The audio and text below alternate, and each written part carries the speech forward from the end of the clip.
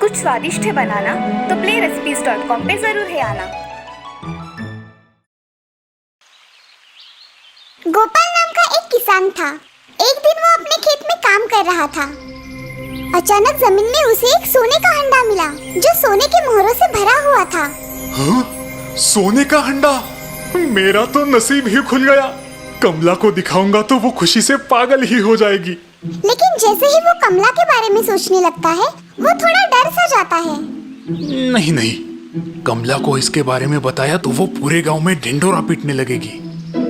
हमारे खेत में सोने का हंडा मिला, हमारे खेत में सोने का हंडा मिला। अरे बाप रे, नहीं नहीं, ऐसा नहीं होना चाहिए। लेकिन मैं कमला से इस बात को छुपाऊंगा कैसे? इतने बड़े घड़े को मैं अकेले तो उठा के नहीं ले जा सकता। कुछ तो उपाय सोचना पड़ेगा। गोपाल ने उस हंडे को फिर से मिट्टी से ढक दिया और उसी बात पर सोचते हुए वो घर पहुंचा। आज बड़े जल्दी घर लौट आए। मुझे जोरों की भूख लगी है, जल्दी से खाना परसो। कमला ने खाना परोसा, लेकिन गोपाल का ध्यान खाने में नहीं था। कमला, मुझे भूख नहीं है, मैं जरा बाजार होके आता हूँ। बड़ी अजीब बात है, अभी तो कह रहे थे कि बड़ी भूख लगी है। तबीयत तो ठीक है ना आपकी? हाँ हाँ, मैं ठीक हूँ। रात को देर हो जाएगी, तुम खाना खा के सो जाना। गोपाल अब बाजार पहुँचता है। वो बाजार में से कुछ मछलियाँ और लाल रंग के 4-5 डिब्बे खरीद लेता है। फिर वो सारा सामान लेके अपने खेतों में पहुँचता है। मुझे अब काम पे लग जाना चाहिए। गोपाल अब उस लाल रंग को पानी में मिला देता है और पूरे खेत में उस रंग की सिंचाई कर देता है। उसके बाद साथ लाई हुई मछलियों को वो खेतों में बिखेर देता है।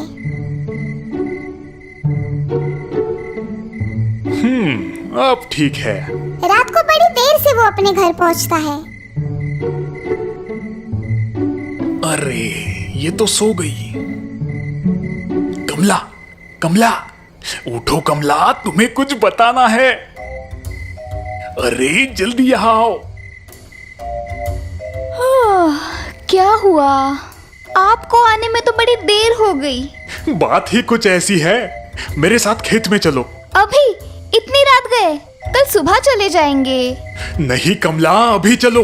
अपने खेत में बारिश हुई है। ये कैसे हो सकता है? यहाँ पर तो कोई बारिश नहीं हुई, आकाश भी साफ है। अरे पगली, वही तो बात है। बारिश सिर्फ हमारे खेतों में ही हुई है, वो भी साधारण बारिश नहीं, मछलियों की बारिश।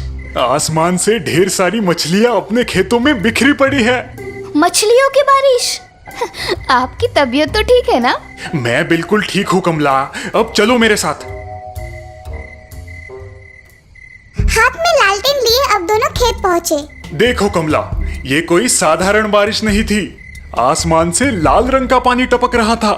मैंने उस पानी को एक घड़े में भर के रखा है। जब कमला ने खेतों में बिखरी मछलियाँ देखी तो वो हैरान हो गई। खेतों में जगह जगह पर लाल रंग की बूंदें भी नजर आ रही थी।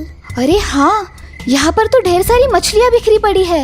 ये सब कैसे हुआ? ये तो कोई चमत्कार ही लगता है। हम इस पानी से भरे घड़े को घर ले जाते हैं, लेकिन ये बड़े राज की बात है। तुम ये किसी को भी मत बताना। मैं भला किसी को क्यों बताऊंगी?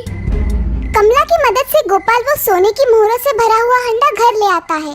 दूसरे दिन सुबह कमला के उठने से पहले गोपाल ने वो हंडा घर के आंगन में गाड़ के छुपा दिया। सुबह जब कमला उठी, वो गोपाल के पास आकर उस हंडे के बारे में पूछने लगी। अजय सुनते हो, वो हंडा आपने कहाँ पर रखा है? हंडा? कौन सा हंडा? वही जो कल रात को हम अपने खेतों से लेके आए थे। कमला की ये बात कुछ पड़ोसियों के कानों पर पड़ती है और वो कमला के आसपास जमा होकर उसे उस हंडे के बारे में पूछने लगते हैं। हंडा? कैसा हंडा? क्या आपको कोई सोने का हंडा मिला है? क्या है उस हंडे में? कोई खजाना मिला है क्या? अरे नहीं नहीं, ऐसी कोई बात नहीं है। इसने कल रात कोई सपना देखा होगा। मुझे कोई सपना नहीं पड़ा था। अब झूठ क्यों बोल रहे हो? कल रात को हम खेत में से एक बड़ा सा हंडा लेके आए। कल रात को? हाँ हाँ, कल रात को। पता है, कल रात को हमारे खेतों में बड़ी तेज बारिश हुई थी। लेकिन कल रात को तो यहाँ पर कोई बारिश नहीं हुई। वही तो, बारिश सिर्फ हमारे खेतों में ही हुई थी। और वो भी कोई साधारण बारिश नहीं, आसमान से लाल रंग का पानी बरसा। और पता है, ढेर सारी मछलियाँ भी आसमान से टपक कर हमारे खेतों में गिरी। वो घड़ा उसी लाल रंग के पानी से भरा हुआ था। कमला की ये बात सुनकर वहाँ पर जमे सभी लोग हंसने लगे। मछलियों की बारिश, ऐसा भी कभी कुछ हो सकता है भला? ये जरूर पागल हो गई है। बहन, तुमने जरूर कोई सपना देखा होगा। चलो भाई, खाली पीली अपना समय बर्बाद हुआ। मछलियों की बारिश, पागल कहीं की। अरे रुको जरा, सुनो तो, मैं सच कह रही हूँ। अरे सुनो तो, सच में मछलियों की बारिश हुई थी। अरे आप तो कुछ बोलिए ना। मैंने तो पहले ही कहा था तुमने कोई सपना देखा होगा। अब जाने भी दो कमला, जल्दी से मुझे नाश्ता दे दो, खेतों में जाने में देरी हो रही है। क्या सच में मैंने कोई सपना देखा है? अपनी पत्नी को पुटपुटाते हुए अंदर जाता देख गोपाल मन ही मन मुस्कुराता है। राज की बात हमेशा राज ही रहनी चाहिए, नहीं तो वो राज क्यों कहलाएगा। एक बार सज्जनपुर नाम के गांव में एक नया बर्गर वाला आता है जिसका नाम है किशन। वो बहुत सारे गांव से गुजरता है मगर उसे सज्जनपुर गांव अच्छा लगता है। उस गांव के लोगों को बर्गर क्या चीज होती है ये भी पता नहीं होता। किशन सोचता है, अरे वाह, इस गांव में तो कोई भी बर्गर वाला नहीं है। इस गांव के लोगों को तो पता भी नहीं होगा कि बर्गर होता क्या है। चलो, इसी बहाने मेरे बर्गर का स्वाद सबको पता चल जाएगा और मेरा धंधा भी चलेगा। ऐसा कह के किशन अगले ही दिन अपनी बर्गर की गाड़ी गांव के बीचों बीच लगाता है। आओ भाई आओ, एक बर्गर सिर्फ 15 रुपए में, आओ आओ, लाजवाब बर्गर खाओ। ये सुनकर वहां खड़े रवि और राजीव सोचते हैं, अरे राजीव, सच में ये बर्गर इतना अच्छा होगा क्या? मैंने तो आज तक नहीं खाया भाई। चलो, 15 रुपए की बात है, खा के देखते हैं। आइए आइए साहब, कितने बर्गर दो आपको, एक या दो? अरे भाई, पहले एक ही बर्गर दो, अच्छा लगा तो दूसरा लेंगे। ठीक है साहब। किशन रवि को एक बर्गर देता है। रवि और किशन उसे खा के देखते हैं। उन दोनों को उसका स्वाद बहुत अच्छा लगता है। वो उस दिन पेट भर के बर्गर खाते हैं और गांव में सब लोगों को बताते हैं कि बर्गर का स्वाद कितना अच्छा है।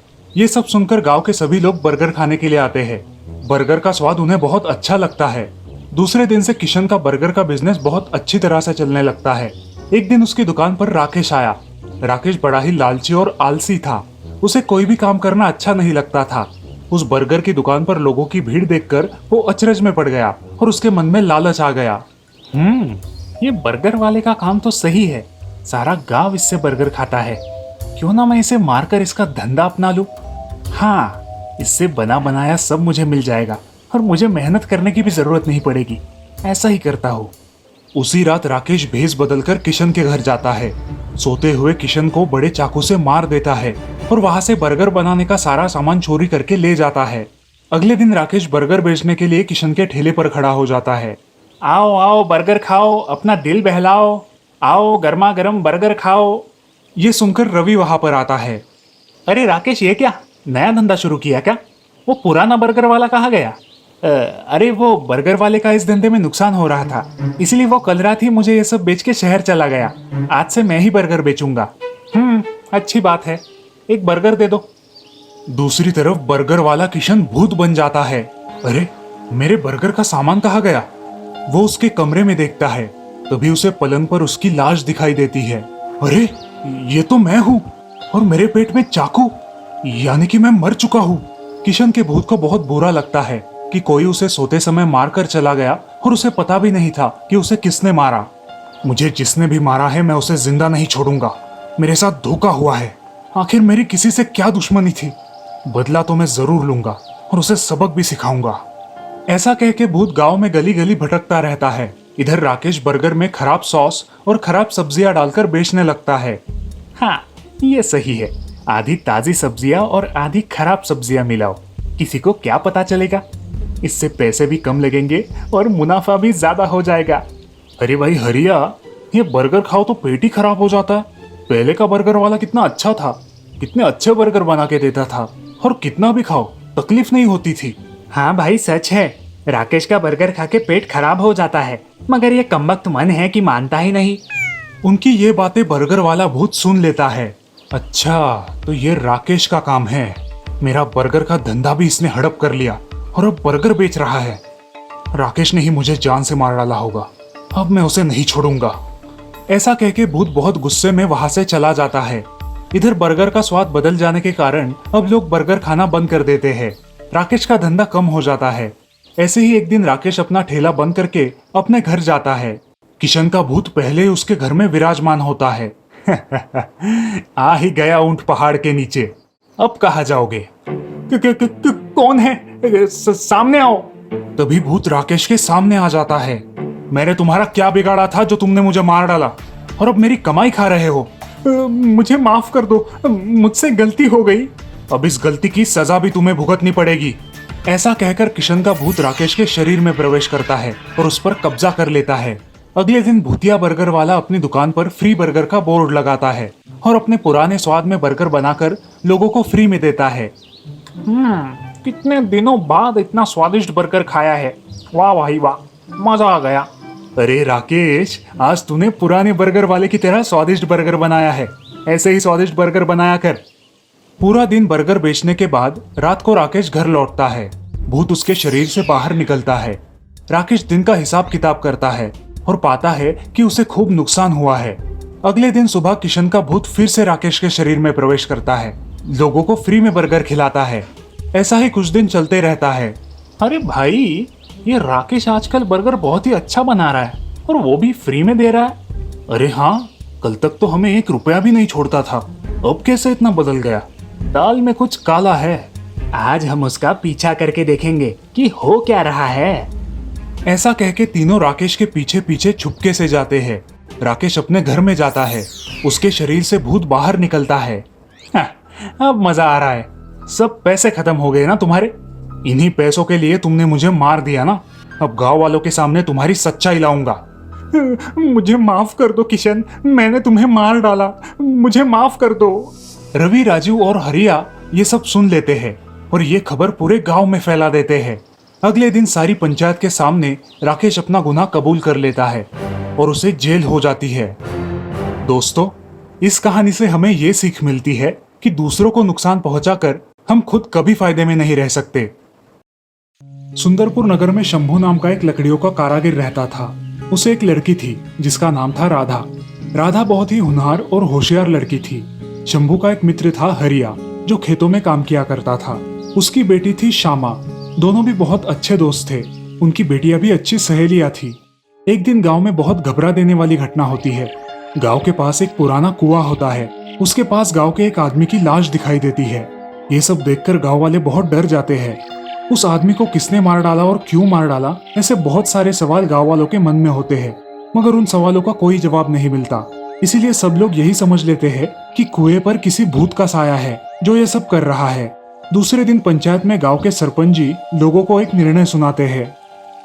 गांव के उस कुएं पर भूत का साया है, इसलिए कोई भी उस कुएं से पानी नहीं भरेगा।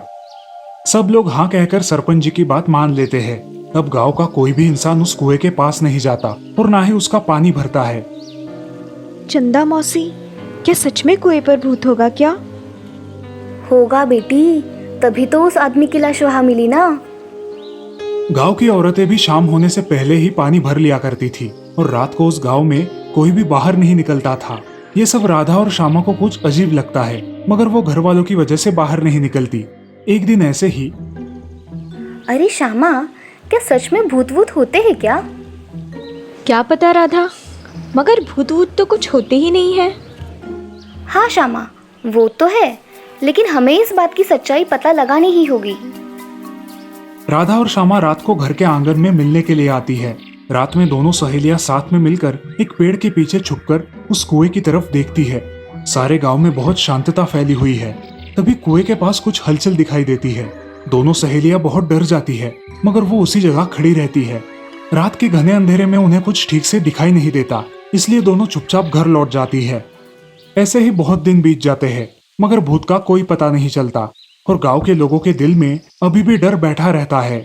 एक दिन शंभू को जंगल से लकड़ियां लाते समय बहुत देर हो जाती है। जंगल के रास्ते गांव आते समय वो देखता है कि कालू नाम का एक डाकू उसी रास्ते से गांव में जा रहा था। शंभू कालू को बहुत अच्छी तरह से जानता था, क्योंकि शंभू जंगल में बहुत बार लुट चुका था। कालू एक डाकू था जो लोगों से पैसे हड़प लेता था और लोगों ने सुना नहीं तो उनकी जान ले लेता था। अब शंभू को डर लगने लगा। हे भगवान, ये कालू आज भी मुझे लूट लेगा। ऐसा कह के शंभू उसके पीछे दूर खड़ा रहा, उसे जाने दिया और वो उसके पीछे पीछे दबे पांव चलने लगा। शंभू उस कुएं के पास आता है। कालू उस कुएं के पास कुछ कर रहा होता है। कुएं के पास एक पुरानी हवेली थी जिसमें कोई नहीं रहता था। कालू कुएं के पास आकर एक मुर्गी को काटने लगता है और उसका खून वहां छिड़क देता है। बाद में मुर्गी उठाकर वो उस पुरानी हवेली में चला जाता है। अरे ये क्या, ये कालू तो डाकू है और यहाँ ये सब क्या कर रहा है, और मुर्गी को मार के यहाँ से चला गया। देखना पड़ेगा। ऐसा कह के शंभू उस हवेली में जाके देखता है। वहां उसे कालू मुर्गी पकाते हुए दिखाई देता है। इस गांव के लोग तो बेवकूफ ही है। खून आदमी का है या मुर्गी का ये भी नहीं समझ पाते। ये भूतिया कुआं तो मेरे बड़े काम में आया। अच्छी तरह से लोगों के मन में दहशत बैठ गई है। अच्छा, तो ये लोगों को बेवजह डरा रहा है जिससे लोग हवेली और कुएं के पास ना आ सके। और उस आदमी का खून भी कालू ने ही किया होगा। हर रोज यहाँ आकर खून के निशान भी यही लगाता है। तेरा तो अच्छा भांडा फोड़ करूंगा कालू, रुक जरा। ऐसा कह के शंभू वहां से निकल जाता है और घर आकर सारी बातें घर वालों को बता देता है। घर वालों का तो विश्वास ही नहीं बैठता। तभी राधा बोलती है, पिताजी, उस दिन रात में मैं और श्यामा भी कुएं के पास गए थे, लेकिन अंधेरे की वजह से हम ठीक से कुछ देख नहीं पाए। अरे राधा, ऐसे घर में ना बताकर कहीं मत जाया करो। ठीक है पिताजी, मगर अब हम उस कालू चोर का पर्दाफाश करके ही रहेंगे। ठीक है, कल हरिया चाचा को बुलाकर एक योजना बनाएंगे। चलो अब सो जाओ। ऐसा कहकर सारे लोग सो जाते हैं और सुबह उठकर शंभू और राधा हरिया के घर जाते हैं। हरिया, ओ हरिया, जरा बाहर आना तो। अरे शंभू, आज सुबह सुबह कैसे आना हुआ? कुछ काम है क्या? अरे काम कुछ नहीं, तुम्हें कुछ बताना है। क्या बताना है, बोलो।